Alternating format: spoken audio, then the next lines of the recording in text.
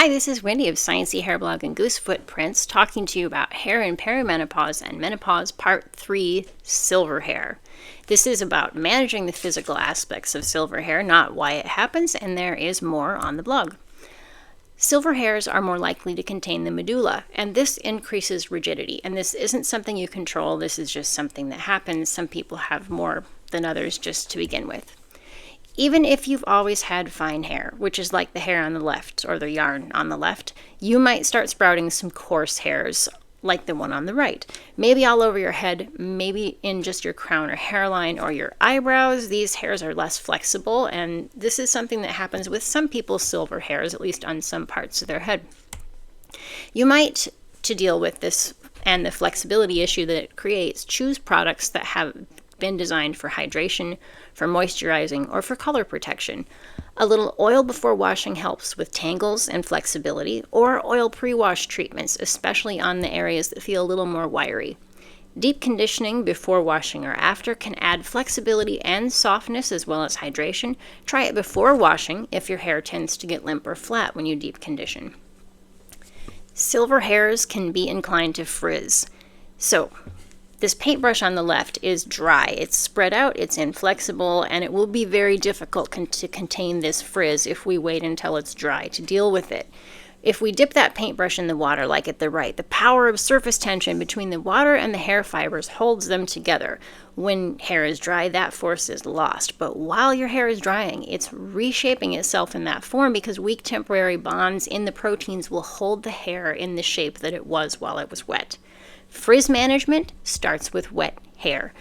Dry your hair in ways that press those loose strands together. Set your wet hair in the shape that you want it to go. If you decide that you've been dyeing your hair and you're going to grow out your natural color, your natural silvers, you need to know that the porosity is going to decrease as your undyed hair grows in.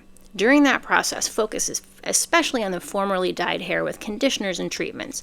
Your hair's new growth may need less of some products or smaller amounts of conditioner. It may behave differently with products that you've used for a long time.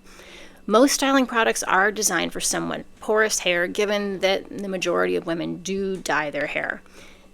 Dyed or lightened hair has a rougher surface due to damaged cuticles and the loss of that oil-based layer that tends to sit on top of undamaged cuticles, and those two effects create some surface roughness or grip that helps hair hold a style. If your hair is growing in with less damage, it loses that built-in styling grip. That grip or traction can be replaced, if you want, with texturizing products like styling foams, sea salt sprays, air dry styling creams. They all add a little bit of traction. You might find that products leave a residue that they didn't before. Undyed or unlightened hair is less quick to absorb water. It's less likely to absorb oils. It may not feel like it soaks up or bonds with conditioner the same. And that might mean that you need to use a clarifying shampoo more often. You may need to use lighter products. You may need, if you used oils in your hair before, you may need to switch to a different oil or use less or use them in a product instead of on their own.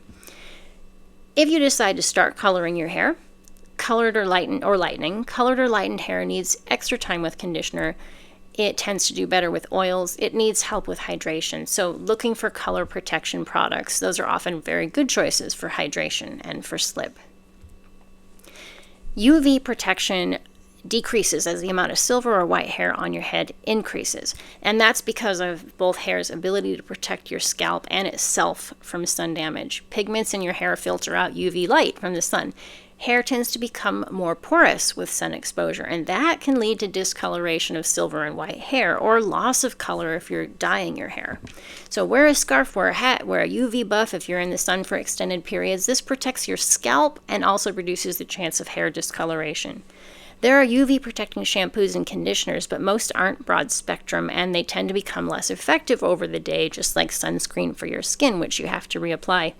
So this is a table from my blog post about how well hair products protect your skin from the sun, showing that the average density silver or white hair on the left has a UPF for the most part of 10 or lower.